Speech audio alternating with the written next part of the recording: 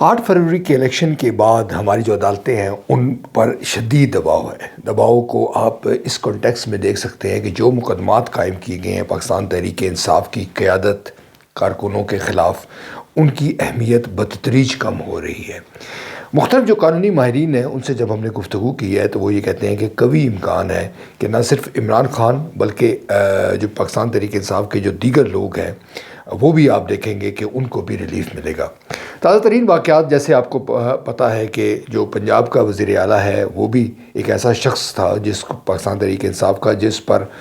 9 مئی کے واقعات کے حوالے سے مقدمات قائم کیے گئے اور وہ مفرور تھے۔ دوسری طرف جو امین گنڈا پور ہے خیبر پختونخوا، ان کے حوالے سے 9 مئی کے حوالے جو ویڈیوز آئیں، جو آڈیوز آئی، وہ بھی کسی سے ڈھکی چھپی نہیں ہے۔ عمران خان کے خلاف بھی مقدمات میں ان کو ریلیف مل رہا ہے، یعنی کہ ان کی جو ضمانت ہے وہ ہو رہی ہے۔ ابھی وہ کب باہر آئیں گے یہ کہنا کچھ قبل از وقت ہے، مگر جو سیاسی منظرنامہ اس وقت بن رہا ہے اور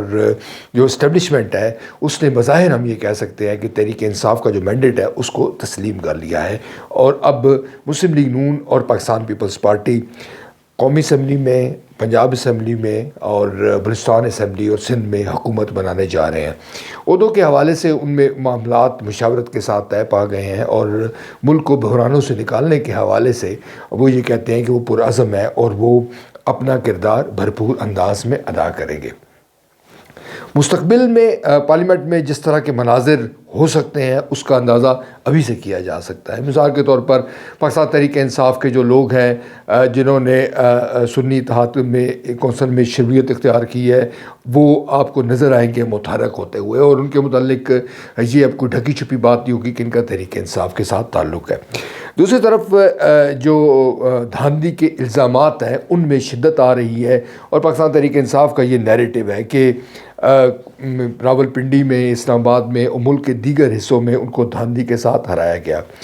بی بی سی کی ایک رپورٹ حال ہی میں بی بی سی نے شائع کی ہے جس میں اس نے وہ مارجن بتایا ہے کہ جو جیتنے والے کتنی تعداد میں جیتے ہیں، یعنی کہ 500 400 کی لیڈ سے مختلف امیدوار جیتے ہیں، اور اگر 10,000 کی لیڈ سے بھی جیتے ہیں تو جو مسترد ہونے والے ووٹ ہیں ان کا مارجن اتنا ہی ہے یا اس سے قدرے زیادہ ہے۔ یوں جب تحقیقات ہوں گی تو اس بات کا بھی کبھی امکان ہے کہ آپ دیکھیں گے کہ شاید پاکستان تحریک انصاف کو مزید نشستیں بھی مل جائیں۔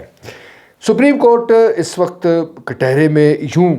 اس کو ہم آتا ہوا دیکھ رہے ہیں کہ چیف جسٹس سمیت مختلف جو ججز ہیں ان پر بھی دباؤ ہے، اور ان پر یہ دباؤ ہے کہ وہ جو شفاف انتخابات کے حوالے سے اپنا کردار ادا کریں۔ آپ کو یاد ہوگا کہ جسٹس قاضی فائز عیسیٰ صاحب نے جب کمشنر راول پنڈی نے الزام تراشی کی تو انہوں نے کہا کہ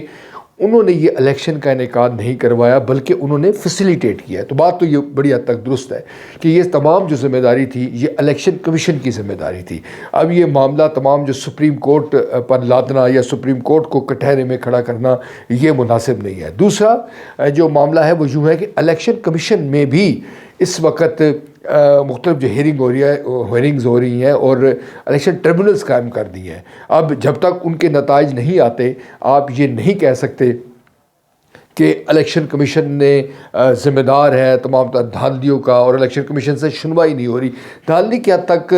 تو معاملہ اب خوفناک شکل یوں اختیار کر رہا ہے کہ خیبر تا کراچی احتجاج ہو رہا ہے۔ آپ جانتے ہیں کہ بلوچستان کے مختلف علاقوں میں پاکستان تحریک انصاف بھی احتجاج کر رہی ہے، JUFA بھی احتجاج کر رہی ہے، GDA سندھ کے اندر کر رہی ہے، کراچی کے اندر احتجاج ہو رہا ہے، گلگت بلتستان